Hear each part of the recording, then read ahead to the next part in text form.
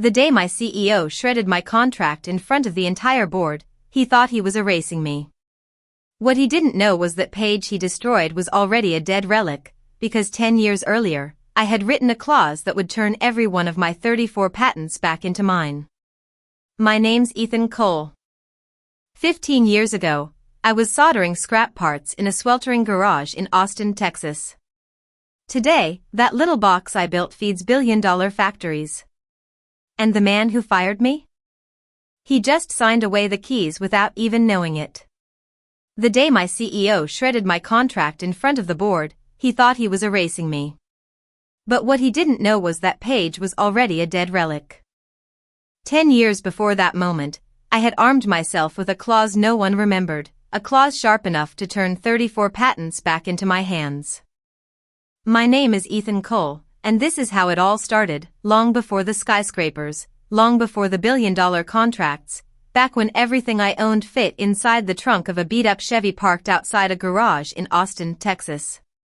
15 years ago, the world didn't look at me as an inventor. I wasn't the guy who changed entire industries with ugly little machines.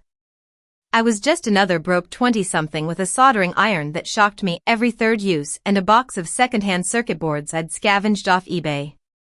Our office wasn't an office at all. It was a converted storage garage that sat behind a greasy auto repair shop off East Riverside Drive. The air smelled like burnt oil, stale coffee, and sometimes dead rats. We had one folding table, for mismatched chairs, and an AC unit that rattled so loud we had to shut it off whenever we wanted to think. Summers in Texas hit 100 degrees easy, so imagine trying to write code while sweat rolled into your eyes and the only breeze came from the crack under the garage door. That was my kingdom. But here's the thing, inside that hellhole, something real was being built.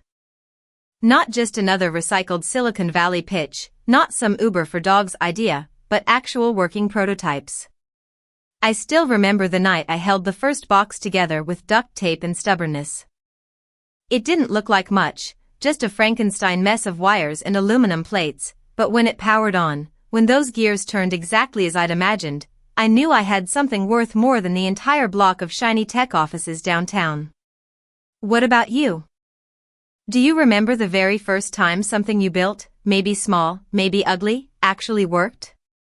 Drop it in the comments, because those are the stories people never forget. That ugly prototype became patent number 1. Then came patent 2. Patent 3. By year 5, I'd filed 16 patents, every single one credited to me as the original inventor but registered under the company's name, because back then we were just trying to survive. Titles didn't matter. Ownership didn't matter. Rent did. Electricity bills did. Keeping the landlord from locking the garage at night did. I was the guy who stayed in the lab until the birds started singing, who drank so much instant coffee I could practically see sound. I didn't care about suits, or stock options, or rooftop company retreats. I wanted one thing, time. Time to build. And the builds worked. They worked so well, companies started noticing. At first, it was a small robotics lab out of Houston. Then a manufacturing firm in Detroit. Then bigger fish, defense contractors, automation giants, Silicon Valley titans who sent interns to snoop at our demos and report back like spies. The deals started small, just enough to pay salaries and upgrade from folding chairs to office furniture that didn't collapse under you. But by the 10th year, we weren't a garage startup anymore. We had 3 full floors in a downtown tower, an espresso machine that cost more than my first car, and compliance manuals thicker than the state constitution. Still, through all of that, I stayed where I belonged, inside the lab, sleeves rolled up, sparks flying, chasing the next blueprint. That was my lane, and I loved it. Patent 27 cut assembly costs for our clients by 19%. Patent 31 improved factory safety so dramatically that OSHA sent us a thank you letter. And Patent 34, my crown jewel, changed everything. It was an adaptive process flow, a system that let any manufacturer switch production lines on the fly without shutting down. That single idea brought in $280 million in new contracts. The press called it revolutionary. I called it Tuesday. But let me ask you something, what happens when the builder, the guy in the trenches, doesn't care about the spotlight? Do you think that kind of person gets respected in the long run? Or do you think the people in shiny shoes eventually find a way to push him aside? I want to hear your take in the comments, because I learned the hard way how this game really works. See, for years, I thought results spoke for themselves. I thought if I kept delivering, kept inventing, no one would dare touch me. And for a while, that was true. The CFO made sure my projects were always compliant, legal kept my filings airtight, and even the board would give me those subtle nods in quarterly reviews, the unspoken acknowledgement that the engine keeping the company alive was built in my lab. Without innovation, a company is just burning investor money until someone notices. And I was the fire starter. But success has a way of painting a target on your back. The whispers start small, we should scale faster. We need a new vision. Suddenly the branding changes.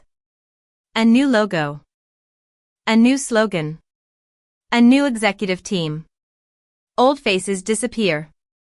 Board meetings get longer, lawyers get slower, and somewhere in all that noise, people start forgetting, or pretending to forget, who built the damn engine in the first place.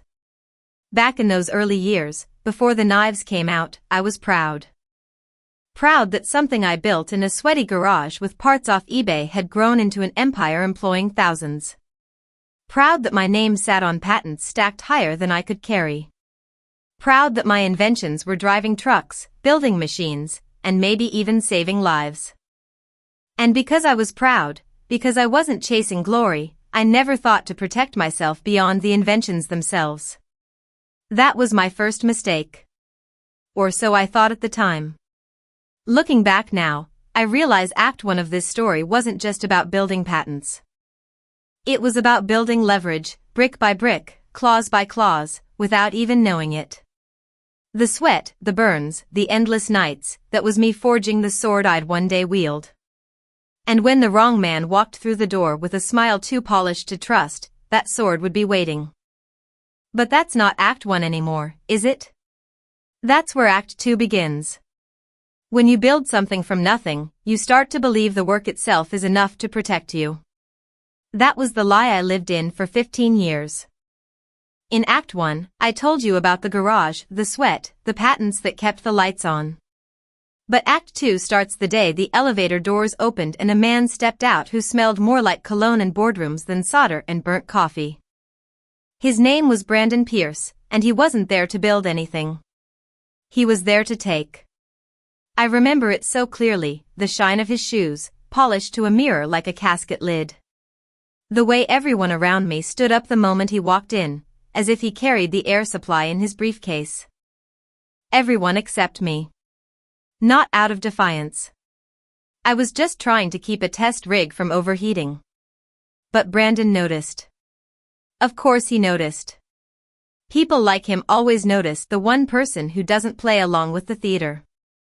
He smiled that sticky rehearsed smile, extended his hand, and said, "Call me Brandon." Like we were already old friends. Like 15 years of blood, busted knuckles, and late-night patents could be reset with a first-name policy and a LinkedIn grin. Here's my question for you, have you ever met someone and within 30 seconds your skin just crawled, even though you couldn't explain why? The kind of person who talks a little too smooth, listens a little too little, and leaves you feeling like you need a shower? Drop your stories in the comments, because I know I'm not alone in this.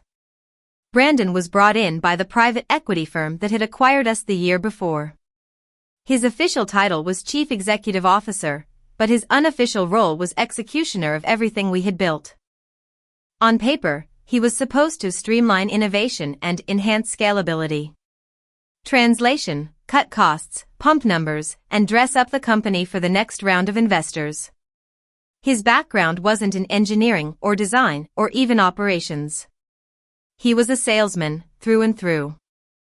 The kind of guy who could trademark the phrase thought architecture and call it a deliverable.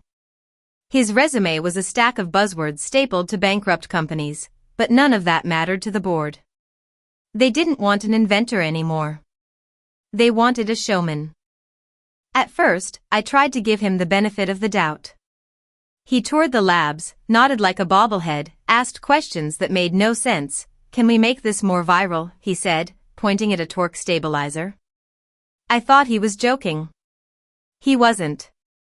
He left every room with the same catchphrases, the same empty grin, the same feeling that we had just wasted an hour translating engineering into gibberish so he could repeat it to someone else. Week 2, the real shift began. Meetings started showing up on calendars without my name. Strategy sessions. Budget reviews. Product roadmaps. I emailed to clarify and got polite brush-offs. "Not essential this time, but we'll loop you in later." Later never came. Then one morning I opened a spreadsheet and saw my lab budget slashed in half. No explanation. Just a reallocation note, marketing initiatives. I went to my direct report, or rather, my former direct report, since apparently the new org chart had shuffled me into some vague special projects role without bothering to tell me. She looked embarrassed. Said it came from Brandon. Said it was temporary. I asked if anyone had told Brandon that our next prototype needed that budget to finish trials. She stared into her coffee cup like maybe the answer was floating there. By the end of the month, 2 of my engineers were reassigned. Not with a conversation.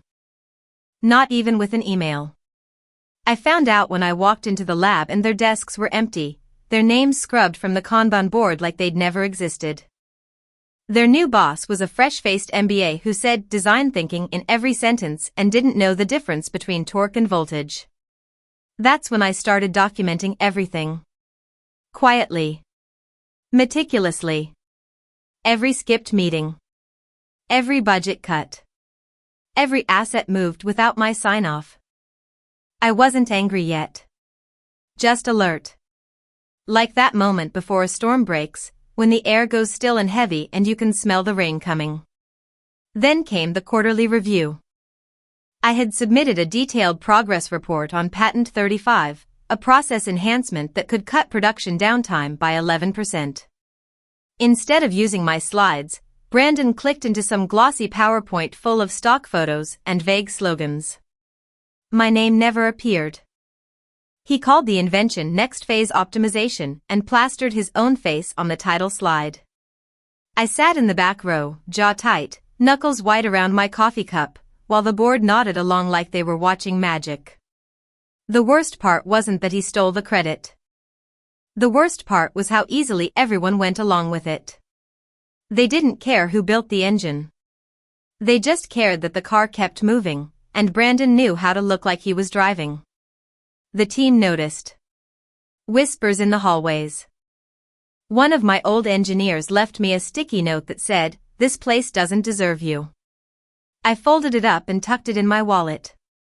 By month 3, I was barely invited to my own demos.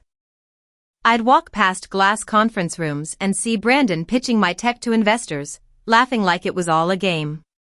And maybe it was a game to him. But to me, this wasn't just a job. This was my forge. Every patent, every code line, every sleepless night, I didn't just work here. I was here.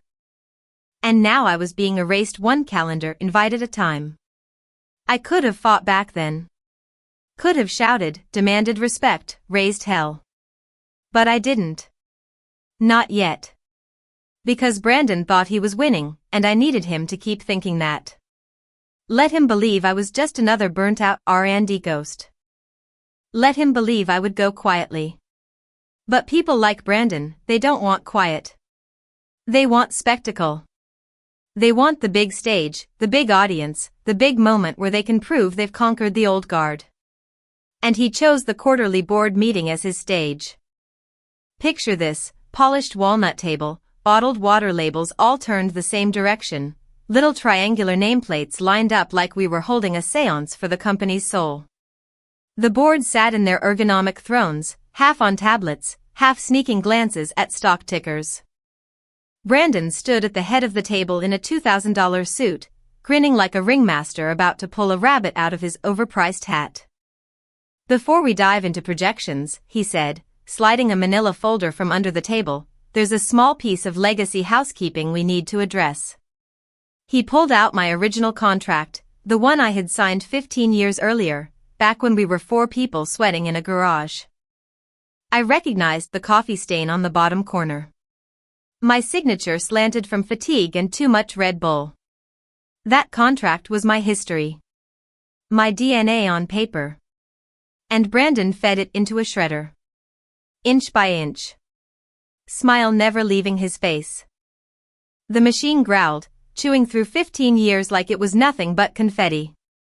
"You've had a good run, Ethan," he said, his voice dripping with condescension. "But R&D needs new blood. People who understand today's pace.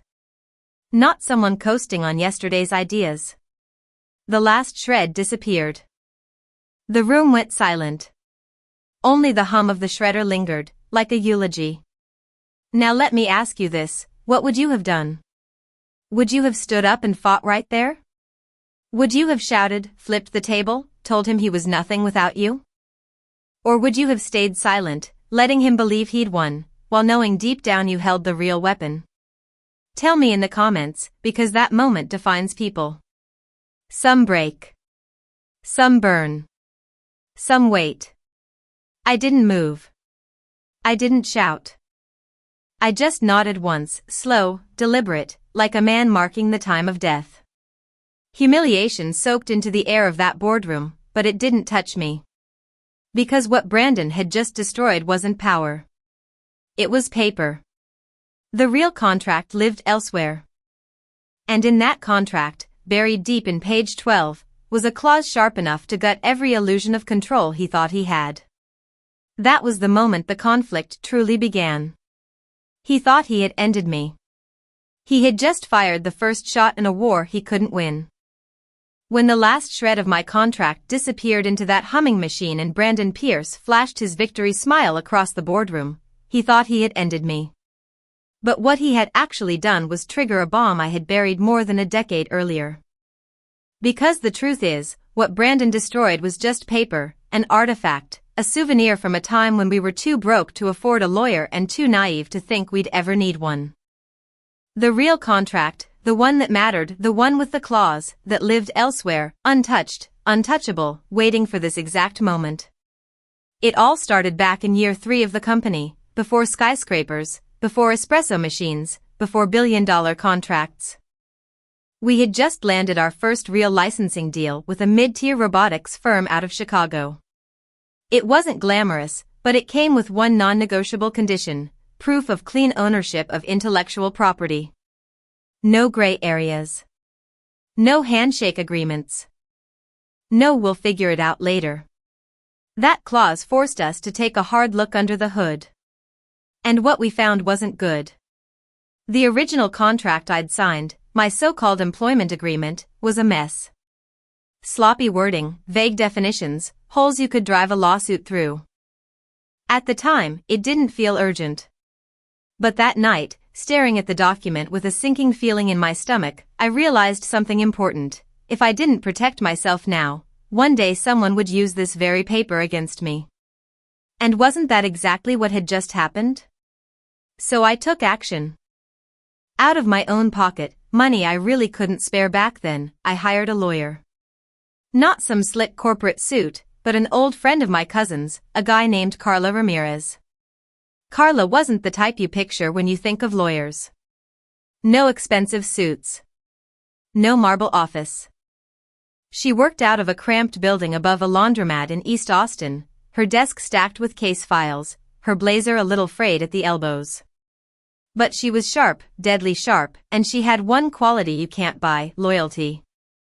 Every Wednesday night we met in a greasy diner booth, hash browns and black coffee between us, and we rewrote that contract line by line, clause by clause, until it became a weapon. Buried near the back, on page 12, subsection C, was the blade, an intellectual property reversion clause. Carla explained it like this: if they fire you clean, they keep the goods. But if they breach, even once, everything reverts back to you. Every patent. Every license. Every derivative. And then she smiled that sly smile of hers and added, think of it as insurance. The kind you hope you'll never need but you'll be damn glad you have. To make it airtight, she didn't just draft it. She notarized it through one of the first digital notary systems using blockchain timestamping. Immutable. Uneditable. Stored on 3 separate servers in 2 different countries, plus a fireproof drive in her office safe. And once it was done, we never spoke of it again. We didn't need to. It was a silent sword, hanging above the company's head, invisible until the day they gave me reason to draw it. So when Brandon shredded that coffee-stained relic and fired me without due process, in front of witnesses, on the record, what he really did was cut the rope holding that sword in place. He didn't know it yet, but he had just handed me back every single patent, every line of code, every blueprint, every process flow that made the company worth a dime. That night I drove straight to Carla's office. I didn't say much. Just walked in, dropped into the chair across from her, and said, it happened. She didn't even blink. Just sipped her coffee, tapped her pen on a file, and chuckled low. All right, she said. Let's open the vault. The next morning, she filed the breach notice. Attached was the original, digitally signed contract. The notarized reversion clause. A clause-by-clause compliance audit showing the company hadn't just breached, they detonated the bridge behind them. We didn't send it to Brandon. Not yet. We sent it to the internal legal team first, just to watch the panic bloom in silence. Then we CC'd their outside counsel in New York, the kind of firm that bills $1,200 an hour just to pick up the phone. Less than 24 hours later, the tone shifted. Their first email wasn't aggressive. It wasn't dismissive. It was nervous. They asked for clarification. A meeting. Time to review. Carla responded with a single PDF, paragraph 7, subsection C.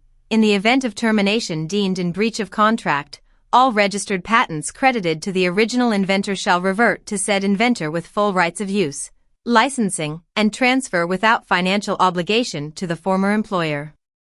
Underneath it, the blockchain signature. Date stamped. Geo-locked. Fingerprint embedded. Unbreakable. The silence that followed wasn't accidental. It was stunned. They hadn't just fired me. They had just gutted the foundation of their entire IP portfolio. And me? I didn't gloat. I didn't post cryptic messages on LinkedIn. I didn't call up old colleagues with a smug "I told you so." I just went for a walk. The air that day smelled different, like rain on hot asphalt, like overdue consequences. Now let me ask you, if you were in my shoes, would you have gloated? Would you have screamed victory from the rooftops? Or would you have stayed quiet, let the silence do the talking, let the weight of their own mistake crush them from the inside? Drop your answer in the comments, because that choice says more about a person than any title ever could. Inside the company, chaos was already boiling. The production floor ran on software modules tied directly to my systems.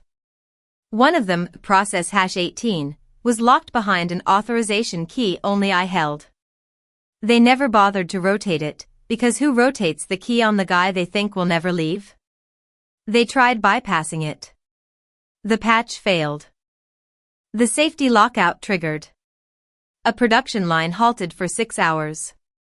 6 hours at $24,000 an hour. Do the math. That got attention.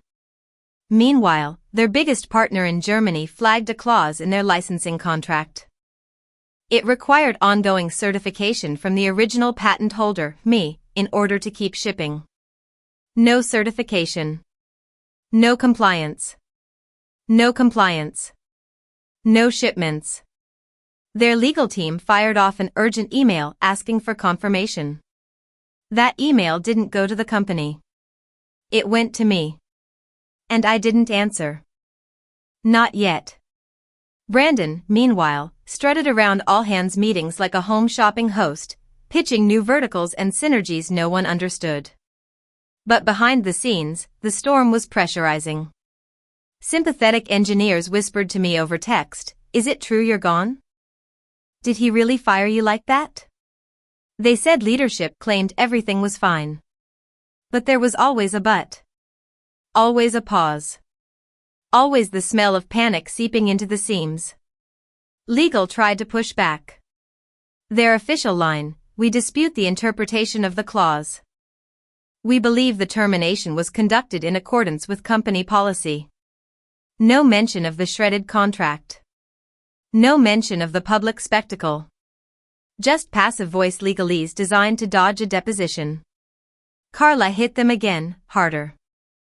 She attached the metadata from the blockchain, a full list of all 34 patents, and a reminder that public misrepresentation of intellectual property could trigger federal review and civil penalties. She even added a footnote: "Preliminary conversations have been initiated with compliance auditors." That's when the emails stopped. Outwardly, the company kept pretending nothing had changed. Press releases about leadership evolution and operational continuity. But between the lines, it reeked of lavender-sprayed damage control. The kind that tries to cover smoke with perfume. Behind closed doors, they knew the truth. They hadn't just lost me. They'd lost the engine. And without the engine, the car doesn't run. The company thought silence would buy them time. After Carla sent the second notice with blockchain proofs and a full list of patents, they went quiet, hoping I'd blink first. But silence doesn't stop a storm, it amplifies it. And while their legal team stalled, the scent of weakness went airborne. And weakness, in the corporate world, is blood in the water. The vultures started circling. The first call came 2 days later. A number I didn't recognize, Boston area code. A private equity group I'd never dealt with before. Their email subject line was clinical: preliminary terms for exclusive IP acquisition. The number at the bottom? $25 million up front. Just like that. No small talk. No "how are you handling things?" Just money, a lot of it, dangling like bait.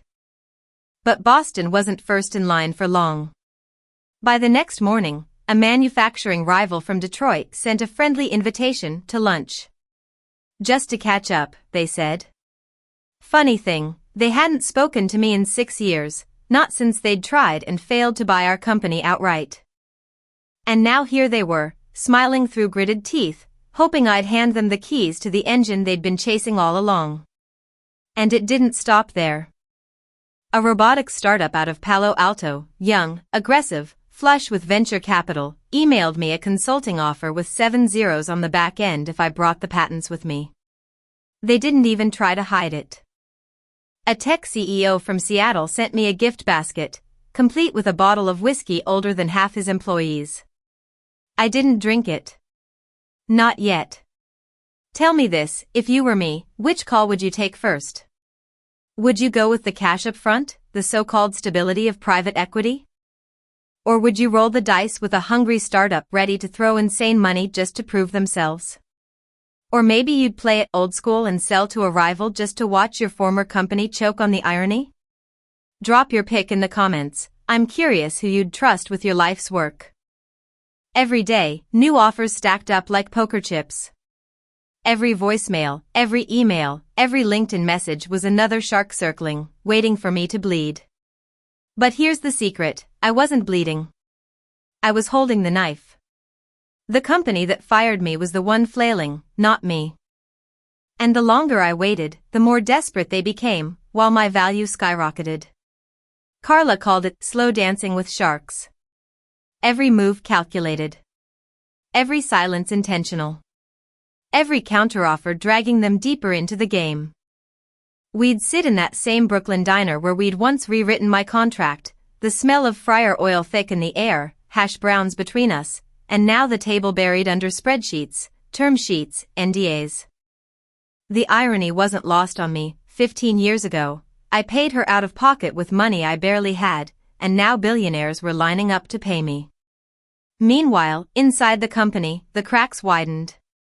I started getting late-night texts from engineers still on the inside. Screenshots of Slack channels filled with panic. Why are systems suddenly inaccessible? Why is legal locking down the dev environment? Does this mean we don't own the tech? The fear was spreading like wildfire. Brandon kept strutting across town halls, claiming everything was under control, but you could hear it in his voice, the crack, the sweat.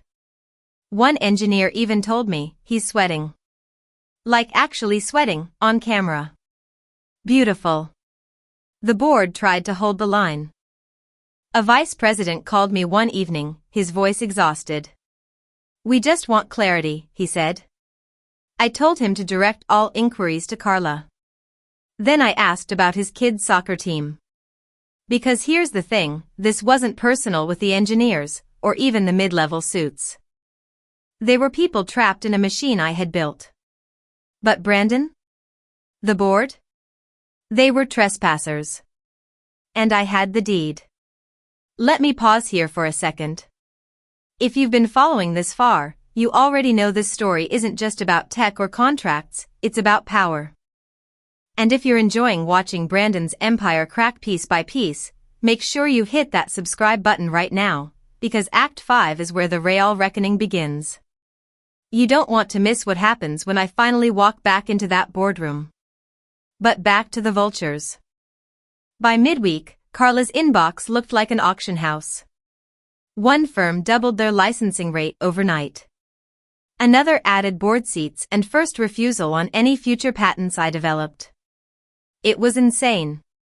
I hadn't even agreed to anything yet, and already I was being treated like royalty. And the best part? My old company had no clue how much leverage I was stacking. They still thought I might come crawling back for a severance check. Instead, I was building a war chest. Think about it, 15 years, I lived on their schedule. Deadlines. Prototypes. Launch dates. Compliance reviews. Always reacting. Always sprinting to keep up with someone else's clock. Now, they were sprinting. And I was the one holding the stopwatch. Do you know how liberating that feels? Have you ever flipped the script so hard that the person who thought they owned you suddenly has to beg for your attention? If you have, tell me in the comments, I want to hear your stories.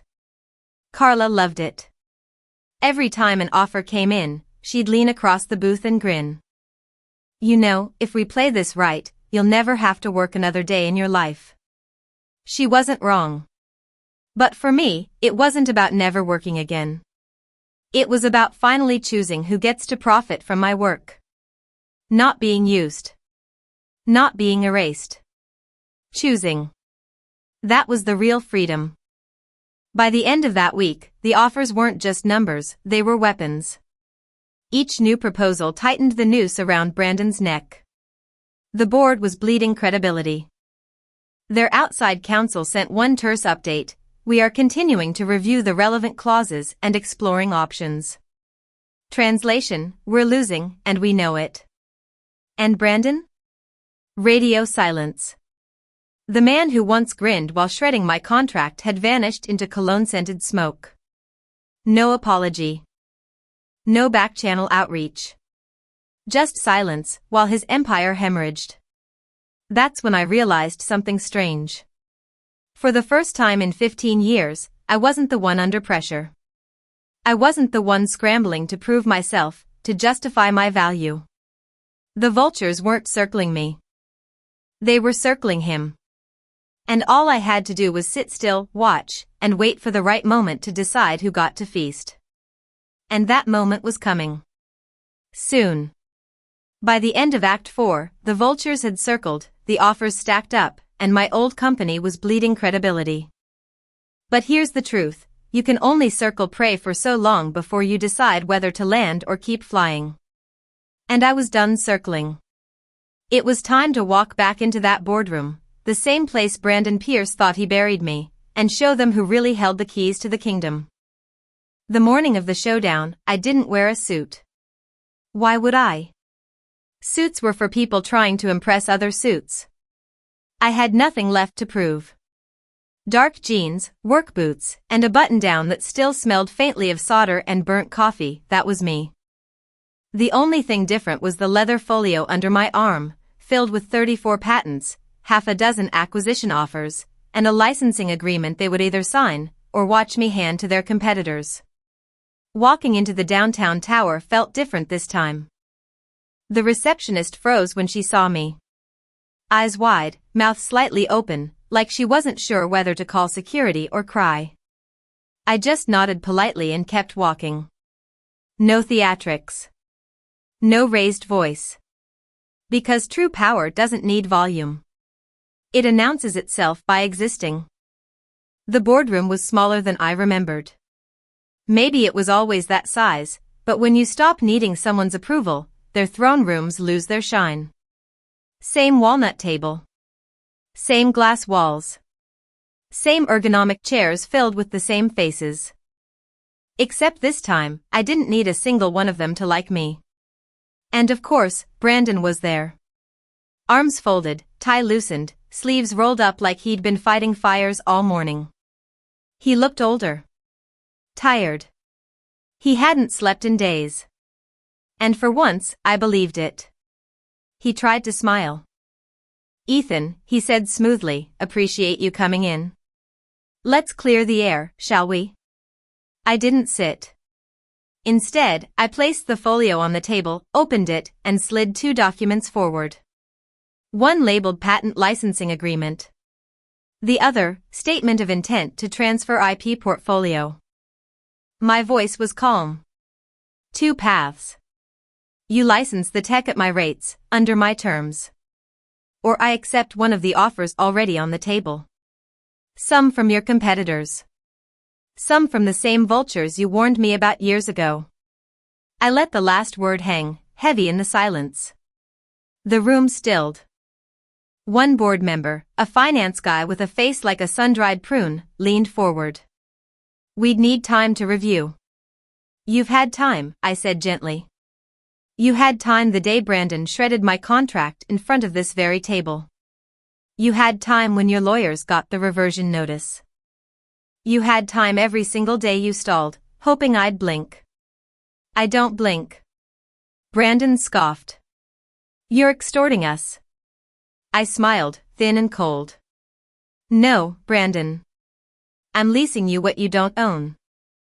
The alternative is you explain to your shareholders why your entire tech stack is now controlled by the man you fired." That hit him. I watched the color drain from his face, watched his jaw tighten, his eyes dart around the room, searching for allies.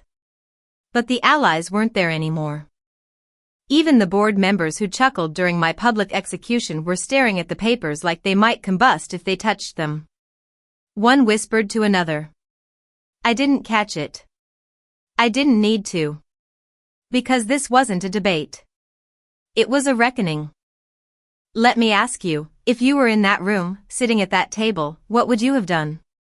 Folded and signed to save the company? Or held out, risking everything just to avoid admitting you'd been wrong? Drop your answer in the comments, because I've seen people destroy themselves over pride, and I wonder if you would have done the same. One board member finally spoke, a quiet guy from legal. He reached forward, pulled the licensing agreement toward himself, and said, "We'll need to reconvene privately." I nodded. Of course. I closed the folio, turned, and walked out. No threats. No raised voice. No theatrics. Because power doesn't scream. It waits. 47 minutes. That's how long they argued behind closed doors. 47 minutes of Brandon trying to bluff, stall, sneer his way out. But charm doesn't fix legal landmines. And no matter how he spun it, the facts were carved in granite. I owned the engine. Without me, the car didn't run. When the doors opened, they didn't call me back in. They sent a paralegal instead. Young, nervous, eyes darting everywhere but my face. She handed me a signed copy of the licensing agreement. All pages initialed. ink still drying. Attached at the end was a wire confirmation slip, $7 million, same-day transfer. No ceremony. No apology. Just compliance. I stared at it for a long moment. Not in disbelief. Not in joy. Just a quiet exhale that had been building in my chest for 15 years. 15 years of sweat, sparks, and solder. 15 years of being overlooked, undercut, and finally humiliated in the most public way possible. And now, here they were, writing me checks just to keep existing. Carla didn't even smile when I called her. She just said, "Well, it's about damn time." Then she asked if I wanted to grab hash browns or champagne. I told her both. By sunset, the money was in my account. I checked it once, just to see the zeros lined up like soldiers. Then I turned my phone off, packed a small overnight bag, and drove north. The house was already waiting. Glass front, cedar beams, deck stretching over a lake like it had been poured from a dream. No neighbors. No noise. Just the hush of wind in the trees and water lapping against the dock posts. I threw a folding chair on the deck, poured a drink, and sat barefoot as the last light bled across the horizon. That was the reward. Not the money. Not the contract. But silence. Ownership. Freedom. No more stolen meetings. No more empty suits taking credit for what they didn't understand. Just me. My name on every patent again. And a company paying rent for the privilege of existing. Brandon's name never came up again. He kept his job, for now.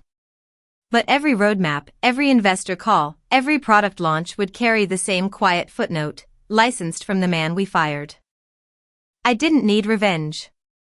I didn't need applause. I was the reminder. The ghost in every boardroom slide deck. The line item they could never erase. And as I leaned back, glass sweating in my hand, stars catching on the lake's surface, I realized something strange. For the first time in 15 years, I didn't feel like a cog in someone else's machine. I felt like the whole damn factory. And they'd be paying rent for the rest of their lives. Freedom doesn't come in a wire transfer. Don't get me wrong, the money was nice. $7 million dropped into my account in one afternoon. More than I'd ever dreamed of when I was soldering parts in a sweaty garage in Austin. But the numbers on the screen weren't the thing that made me lean back on that lakefront deck and breathe like I hadn't in 15 years. What mattered wasn't wealth. It was release. For so long, my life had been dictated by other people's clocks. Prototype deadlines. Compliance reviews. Quarterly reports. Always sprinting to deliver, always bracing for the next meeting where someone in a suit would ask for more. When Brandon shredded that contract, I thought he had ended me. Instead, he ended the illusion that I owed anyone my time, my brilliance, my energy. And once that illusion was gone, I saw the truth: freedom isn't the absence of work. It's the power to choose. I remember that first night on the deck of the new house. No furniture yet, just a folding chair, bare feet on the wood, drink sweating in my hand. The water lapped against the dock posts. Wind moved through the trees. For the first time in my adult life, there wasn't an email waiting. No prototype half finished in the garage. No looming deadline pressing against my ribs. Just silence. And that silence was priceless. Here's the question I'll throw to you: what does freedom look like to you? Is it a number in a bank account? Is it time with your family? Is it waking up without an alarm clock and deciding your own pace? Drop your answers in the comments, because the definition changes for everyone. For me, freedom was realizing I'd never again sit in a boardroom waiting for permission to exist. Carla and I still meet sometimes, though not in that diner anymore. These days, it's usually on my deck, with coffee instead of greasy hash browns. We laugh about the old days, her frayed blazer sleeves, my duct-taped prototypes, the claws she sharpened into a sword without anyone realizing it. She told me once, "You didn't just beat them, Ethan. You changed the rules." And she's right. Because this story isn't about a company losing control. It's about one man reclaiming his own. As for Brandon, he stayed on as CEO, for now. I didn't need him fired. I didn't need revenge. His punishment was quieter and longer lasting. Every investor call. Every roadmap. Every product launch. All stamped with the same unavoidable footnote, licensed from the man we fired. That's worse than losing a title. That's living with the reminder that your empire runs on borrowed fuel. And I don't have to say a word. My silence is the echo he'll never escape. So here I am. Free. Not because of the money. Not because of the contracts. But because I no longer live inside someone else's machine. I am the factory. The patents. The fire that keeps the lights on. And for the rest of their lives, they'll be paying rent just to keep using what I built. If you've stayed with me through this story, I want to thank you. You're the reason I share it, not for revenge, not for gloating, but to remind anyone stuck in the grind, your work matters, your ideas matter, and with the right protection, you can own your future. So let me ask one last question. What would you do if tomorrow, someone shredded the paper they thought defined you? Would you fold? Or would you stand up, walk out, and claim what was always yours? Think about it. And while you do, don't forget to hit subscribe, because this isn't the last story. Not by a long shot. The night I leaned back, drink in hand, stars flickering over the lake, I realized something strange. For the first time in 15 years, I wasn't waiting. I wasn't reacting. I wasn't building someone else's empire. I was free. Truly free. And that silence? That silence was mine. Forever.